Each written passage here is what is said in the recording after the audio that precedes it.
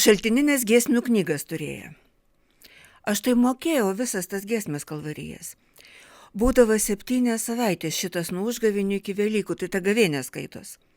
Tada neduodavo 5-dienį mėsos. Kartais dar 3-dienį neduodavo mėsos. Nu tai ir vakarais turėdavom giedotas kalvarijas giesmės tokias. Tai aš jas atmintinai buvau išmokus. Kiekvieną vakarą giedi, tik ko tu neišmoksi. Dabar nebegied. Dabar prinabašninką nebegėtų giesmių.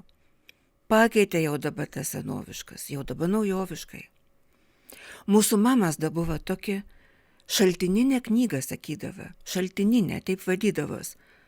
A turi šaltininę knygą, saka, su tom visom giesmėm.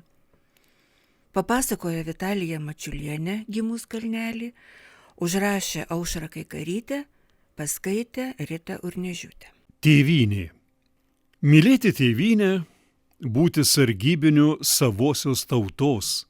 Kas tos pareigos įsižada prabočių gyvasties aukų.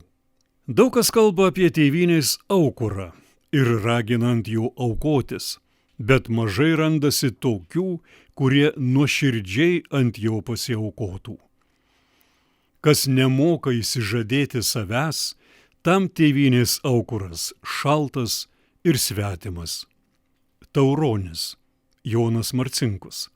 Aukso mintys. Kaunas, 1930. Perskaitė Juozas Šalkauskas.